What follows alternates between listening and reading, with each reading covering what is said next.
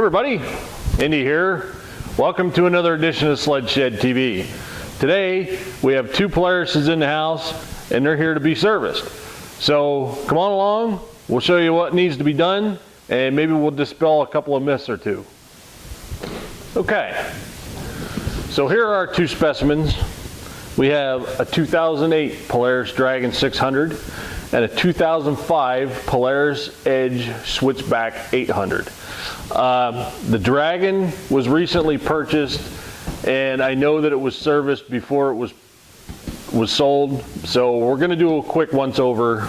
Our customer wants to do a quick once over on this. This one hasn't been serviced in a while, so we're going to go over this with a pretty much so a fine-tooth comb. Okay, so the first thing we're going to do on this machine is we're going to pull the plugs and we're going to do a compression check. Now, I'm going to dispel a myth here and I'm probably going to start a lot of arguments. Checking compression. Argument is no throttle or full throttle. So what I'm going to do is I'm going to do a compression check with no throttle and then a compression check with full throttle. And we'll show you the difference. Okay, so here we go. Here's our compression tester. It's already screwed into the one plug, into one cylinder. And we're going to turn this thing over till the needle stops moving. And we're going to do it with no throttle.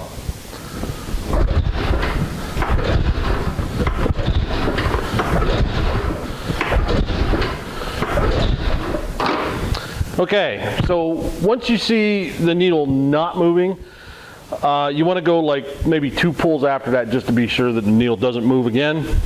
And we have 125, 130, 135, 140 pounds of compression. Let the air out. Now I'm going to do it with full throttle. So we're going to take a zippy tie and we're going to hold the throttle wide open.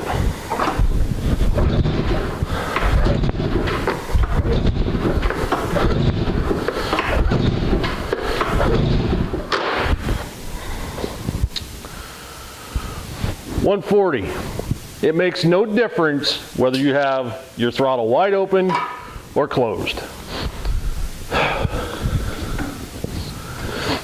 Okay, so now we've moved our compression tester over to the second cylinder.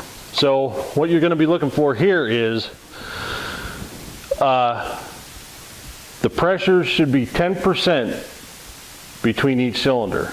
No more. You can have less is perfect. So again, I'm getting wore out here, but I'm going to do one check with the throttle closed, and I'm going to do another check with the throttle wide open. So here we go, closed.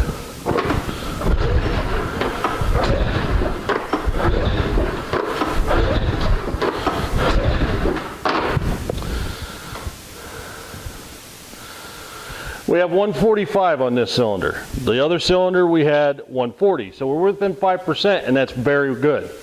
So now we're going to do it with the throttle wide open.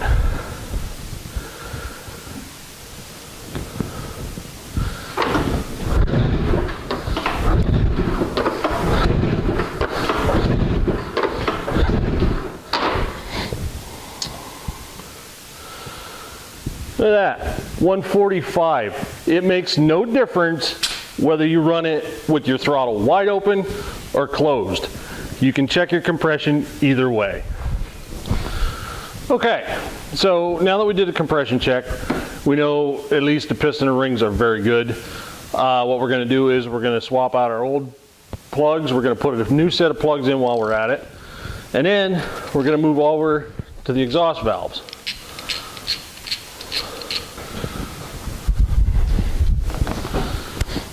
Okay, so what we're going to do is we're going to take our plastic cap off, check our spring and our bellows, and then inside should be 2 more bolts and everything should come out. So we have one out. We're going to take this one out. There's your exhaust valve. We're going to go back here on the workbench and check them out. Okay, so here's our exhaust valves.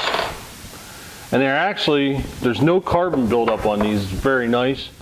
What we're going to do is we're going to wipe them off with a rag here.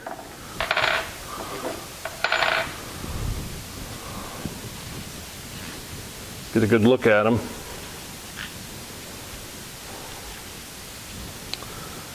And I may clean them up in the parts washer just a little bit, but other than that, these are pretty good. Now let's check our bellows.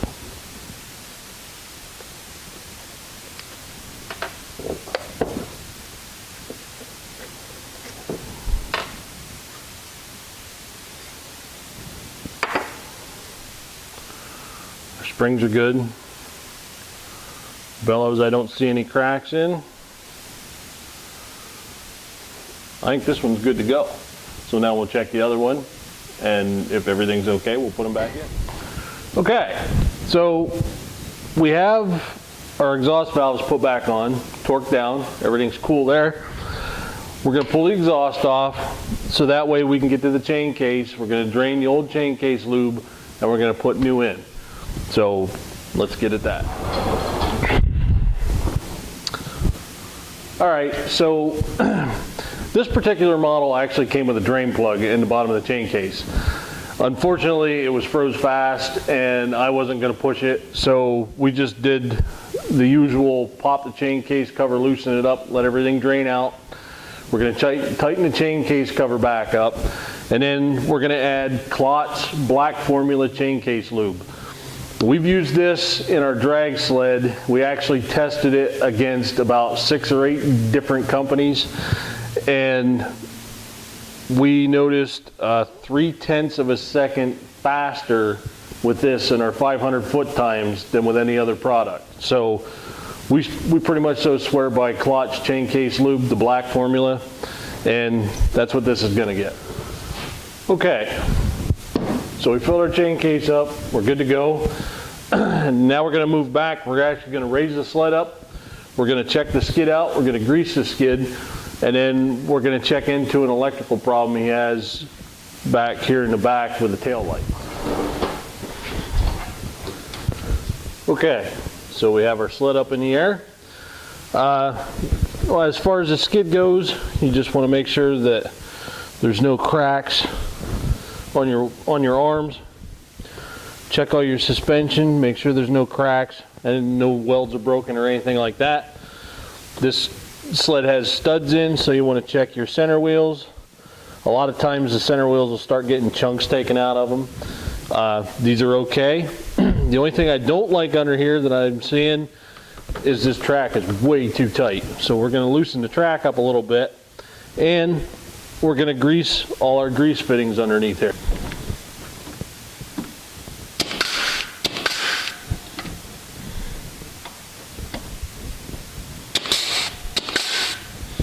You just want to go until you see the grease start to come out around the cracks. There's one way up in here, I think.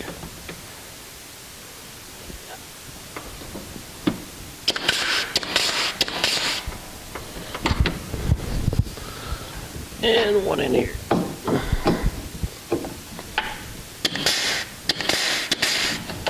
So now we're all greased up. So what I want to do now is I'm going to loosen this track up a little bit.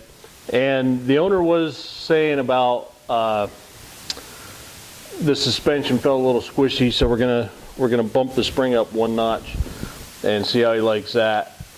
And we'll check some of the studs out, make sure everything's okay there, and then we'll go to the electrical problem that we have up on the brake light.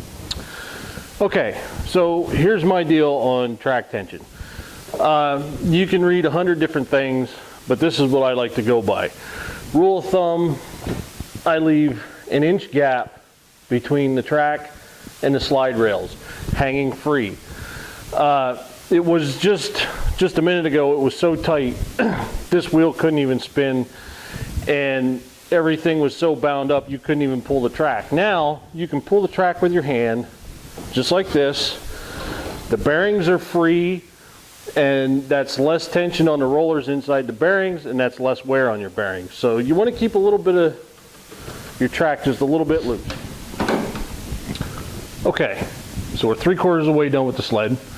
The customer was complaining about brake light didn't work, an electrical problem. So we checked the bulb. The bulb was blown. We put a new bulb in. We have running light, but we don't have a brake light. So, two things you need to use when you're doing electrical on a sled. Test light and a voltmeter. We ran the test light all the way back through, even up underneath the air box. We checked for broken wires. We had no broken wires, but we still didn't have any juice coming from the brake handle. So our next step is we have this little pigtail right here that comes off of the brake light switch that's behind the handle. We're going to check for an open circuit. So when you hear this, the circuit's open, that means the switch works. So we plug these in, grab the lever, open the switch, no beep. That means the light switch is bad behind the brake lever. So that will have to be replaced yet. The only thing we have left is we're going to check the belt, which I know the belt's bad. We're going to replace the belt. And there's 2 more grease fittings left, and this sled's ready to go. Okay, so there you have it. That's a snowmobile service. Pretty much so basic service to your sled. Check all your wear items, grease all your fittings, and you're pretty much so good to go. You ride your sled, you know about the wear items, you know the belts and your slides and your runners and stuff like that. You know what to look for. So, you know, save a couple of bucks by not going to the dealer, doing it yourself. Spend an afternoon, do it yourself, familiarize yourself with your machine, and you'll be better for it. So for that, I'm Indy. If we don't see you before, we'll see you on the trail.